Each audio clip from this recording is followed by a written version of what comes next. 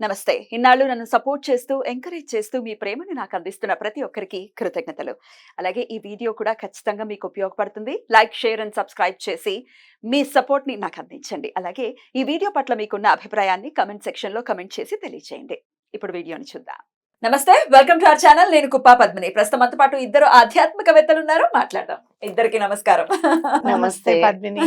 అక్క కోపం అక్కలు కోపం చాలా చాలా అంటే చాలా మేజర్ రోల్ని ప్లే చేస్తుంది, అలాగే లీడ్ చేస్తూ ఉంటుంది. కోపాన్ని ప్రదర్శించాలి కానీ నిజంగా కోపాన్ని తెచ్చుకోకూడదు అని పెద్దవాళ్ళు చెప్తుంటారు. సందర్భానుసారం అంటే కోపం తెచ్చుకోకుండా మరీ అలా ఉంటే కూడా ఒక్కొక్క సందర్భంలో పనులు అయ్యేటటువంటి పరిస్థితి ఉండదు. కానీ ఎలా కోపాన్ని మన కంట్రోల్లో పెట్టుకోవాలి అనేది అదొక ట్రికీ థింగ్. డెఫినెట్ గా కోపాన్ని కంట్రోల్ చేసుకోకనే జీవితాలు పాడైపోయిన వాళ్ళు ఉన్నారు. ఎన్నో ఎన్నో ఆవేశం వల్ల, కోపం వల్ల, నోరు జారటం వల్ల. నేను ఎవరో చెప్తూ ఉంటే విన్నాను, కొంతమంది క్రిమినల్స్ అప్పటిదాకా జైల్లో ఉన్న వాళ్ళని ఇంటర్వ్యూ చేయడానికి వెళ్తే మేము చాలా మంచి వాళ్ళం అండి, ఆ క్షణికావేశం మీరు అన్నట్టుగా తట్టుకోలేక మేము మర్డర్ చేసాం అంటే కోపమే కదా, దాన్ని తట్టుకోలేక మేము చేసామండి. నిజంగా దాని పర్యవసానం జీవిత పర్యంతం జీవిత ఖైదీగా ఉంటారు కొంతమంది, అనుభవించాల్సి ఉంటుంది. సో అది చిన్న ఇంపాక్ట్ అవనివ్వండి, పెద్ద ఇంపాక్ట్ అవనివ్వండి, కోపానికి ఇంపాక్ట్ అయితే ఉంటుంది. ఎట్లా మరి కంట్రోల్లో పెట్టుకోవాలి అనేది డెఫినెట్గా మనం మాట్లాడుకోవాల్సినటువంటి విషయం. అక్క మీరు న్యూమరాలజిస్ట్ కాబట్టి చక్కటి స్విచ్ బోర్డ్ కూడా మీరు నాకు తెలియజేస్తే తప్పకుండా విల్ బి వెరీ హ్యాపీ. అలాగే గురుదేవుని సాధనలో ప్రత్యేకించి ఉన్నారు కాబట్టి గురువు చెయ్యందంటూ ఏదీ ఉండదు. సో రెండింటిని మిళితం చేసి ఈరోజు మనం మాట్లాడుకుందాం. తప్పకుండా పద్మిని, ఇది అవసరం ప్రతి ఒక్కరికి, ప్రతి ఒక్క కుటుంబంలో జరిగేదే ఇది. కోపం కోపం కోపం అంటే దాని వల్ల హర్ట్ అవుతారు ఎదుటి వ్యక్తి, దాన్ని బ్యాడ్ కర్మ అంటాం మనం. ఇప్పుడు ఒకరు బాధపడుతూ ఉంటారు, ఒక మాట తూలనాడారు అంటారు కదా, ఆ మాట అనేసిన మాట వెనక్కి తీసుకోలేము. ఆ అనేసినప్పుడు ఎదుటి వాళ్ళు బాధపడతారు కదా, అది చెడు కర్మ, దాన్ని బ్యాడ్ కర్మ అంటారు. మూట కట్టుకోవడమే అని అంటే, అందుకే ఆ క్షణిక ఆవేశం అని అంటాం. ఆ క్షణిక ఆవేశం వల్లే హత్యలు జరుగుతాయి, క్షణిక ఆవేశం వల్లే రేపులు జరుగుతాయి, క్షణిక ఆవేశం వల్లే భార్యాభర్తలు విడిపోతారు, ఆ ఆవేశం వల్లే స్నేహితులు కూడా విడిపోతూ ఉంటారు. ఏదైనా కంట్రోల్ తెచ్చుకోవడమే కదా. ఇప్పుడు ఏం చేయమంటారు మరి? ఏం చేయాలి అని అంటే, ముందుగా మెడిటేషన్ అనేది ప్రతిరోజు అలవాటు చేసుకోవాలి. అంత టైం లేదు అని అనుకుంటాం కానీ మన కోసం ఆ కోపం అనేది నీలోని కూడా రోగాల్ని పెంచుతుంది, లేని హెల్త్ ఇష్యూస్ని కూడా తీసుకొస్తుంది. కాసేపు ఉదయాన్నే మెడిటేషన్ కూర్చొని ఓం శాంతి ఓం అనే మంత్రాన్ని చదువుకోవాలి. శాంతి మంత్రం అంటారు దాన్ని.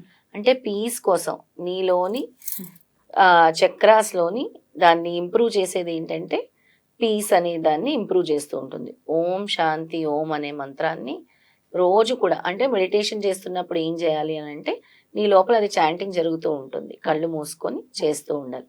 అది నీలోని కోపాన్ని రిమూవ్ చేస్తుంది అనమాట, నెమ్మదిగా. అంటే సాధన చేస్తూ ఉంటే ఓం శాంతి ఓం అని. శ్రవంతి గారు చెప్పిన తర్వాత ఇంకో అసలైన మంత్రం ఉంది, చివరిలో చెప్తాను. తప్పకుండా అక్క. కోపాన్ని మీకు చాలా మంది క్లయింట్స్ డెఫినెట్ గా కాల్స్ చేస్తుంటారు. డెఫినెట్ గా end of the day answer కోపం వల్ల ఇట్లాంటి పర్యవసానాలు ఫేస్ చేస్తూ ఉంటారని మీరు ఎన్నో సందర్భాల్లో చెప్తున్నారు. ఎట్లా హ్యాండిల్ చేయాల్సి ఉంటుంది ఈ కోపాన్ని? ముందు అసలు హ్యాండిల్ చేయకపోతే, మీరు చూడండి సాయిబాబా గారు జీవిత చరిత్ర ఉపాసని బాబా గారు అని మనం చదువుతుంటాం. ఆయనకి ఎంతో చెప్పారు, నువ్వు షిరిడీని వదిలి వెళ్ళకు, నా తర్వాత నా అంతటి వాడు అవుతావు, నువ్వు ఇక్కడ ఉంటే నువ్వు ఉండు అని చెప్పారు బాబా గారు. కానీ ఆయన కోపాన్ని నియంత్రించుకోలేక 6 నెలల్లోనే వెళ్ళిపోతారు. మళ్ళీ బాబా గారు ఉండగా ఆయన మళ్ళీ రాలేకపోతారు షిరిడీలోకి. అంటే ఏంటి, ఒక బాబా గారిది అని అంటే బాబా గారి వల్ల ఒక పీఠం లాగా ఏర్పడిపోయినట్టే కదా. ఇంకా అందరూ అన్ని మతాల్ని యాక్సెప్ట్ చేసే పీఠం మళ్ళీ, అవునా కదా? అంటే అంత మంచి ప్లేస్ ని ఆయన వదులుకున్నారనమాట కేవలం కోపం వల్ల. అంత సత్పురుషుడు పక్కన ఉన్నా కూడా ఆయన సత్పురుషుడు, ఈయన కూడా సత్పురుషుడే. ఇంకా అసలు ఎలా మరి మనలాంటి అంటే మాలాంటి సామాన్యులకి సాధ్యపడేటటువంటి విషయమేనా? సాధ్యపడుతుంది తప్పకుండా. అహంకారంతో కూడిన కోపం అంటే అక్కడ చిరు అహంకారం. రమణులు అందుకే నేను అనే పదాన్ని వదిలేయనంటారు. అది మనము ఆ నేను అనే పదాన్ని, అహంకారం, నాకు నన్ను ఇలా అన్నారు, నన్ను ఇలా చేశారు, నన్ను ఇలా అవమానించారు, నన్ను ఇలా చాలా బాగా రిసీవ్ చేసుకున్నారు, ఇలాంటివన్నీ కూడా వదిలేయాలి మనం. ఆ నేను అనేది వదిలేస్తే అది సాధ్యం. అయితే అది ఎలా వస్తుంది, మనం చెప్పడం చాలా ఈజీగా ఉంటుంది. ఇప్పుడు ఎవరన్నా చూడు, ఒక్కొక్కసారి అవమానాలు చాలా పొందాను పద్మిని అని నేను చెప్తూ ఉంటాను. నాకు కోపం వచ్చేది కాదు కానీ విపరీతమైన బాధ వచ్చేది.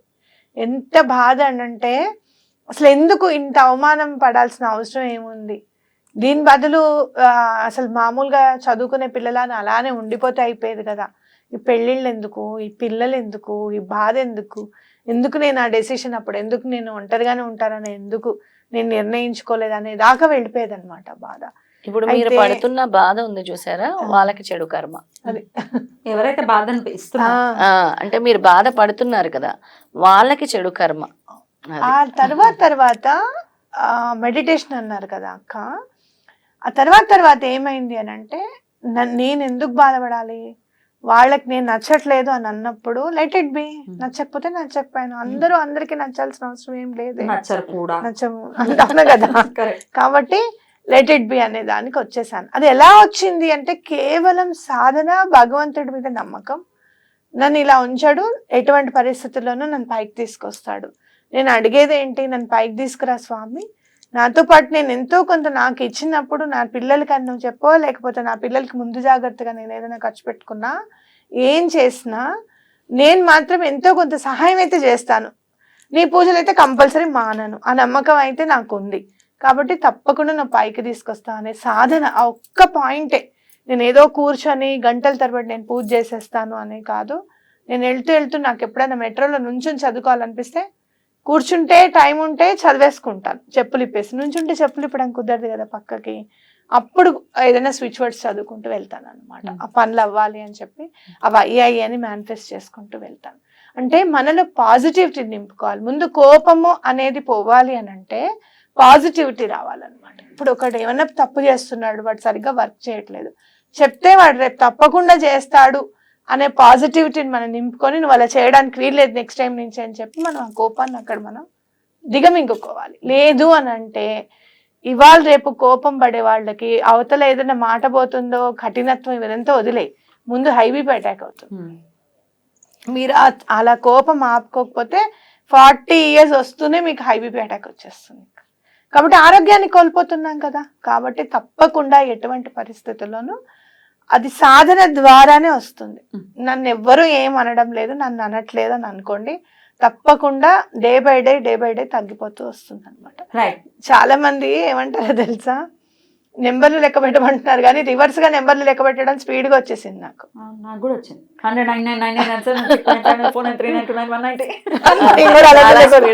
ఏమిటి అది అంటారు,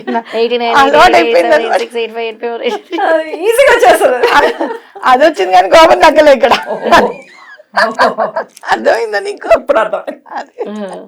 అంటే నెమ్మదిగా నెంబర్లు లెక్క పెట్టు అని అంటే సాధన చెయ్యి అని అర్థం అనమాట. భగవంతుడి మీద నమ్మకం పెట్టుకొని ఎటువంటి పరిస్థితుల్లోనూ మనం నియంత్రణ కోల్పోవద్దు అనేది కనుక మన మైండ్కి చెప్తే ఒక్కసారి హెచ్చరిస్తుంది. మనకి ఒక్కసారి ఇట్లా రాగానే హెచ్చరిస్తుంది అనమాట.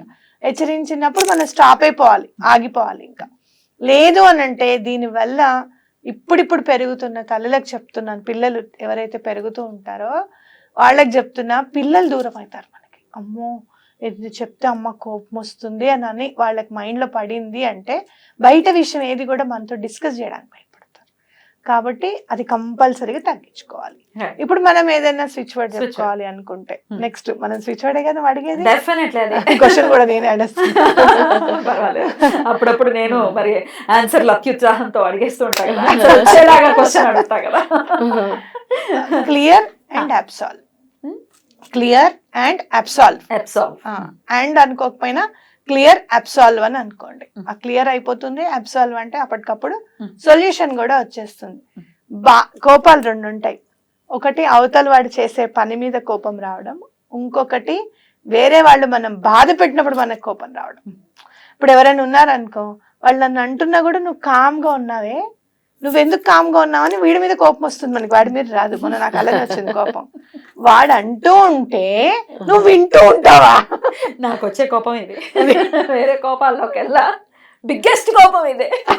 అలా ఎలా వింటావు నువ్వు అంటే నేనేం చేశాను అని అంటారు. తప్పు, నువ్వు ఆవిడ అలా ఎలా అంటున్నావు అని చెప్పి నువ్వు అనవా, అది ఎంత అవమానం అసలు. అవునా కదా? అది ఆ కోపం కూడా ఒక రకం, కానీ ఈ రెండో రకం కోపాలు మాత్రం ఎక్కువగా వస్తూ ఉంటాయి మనకి. అది ఏమనుకోవాలంటే it shell pass, it shall pass.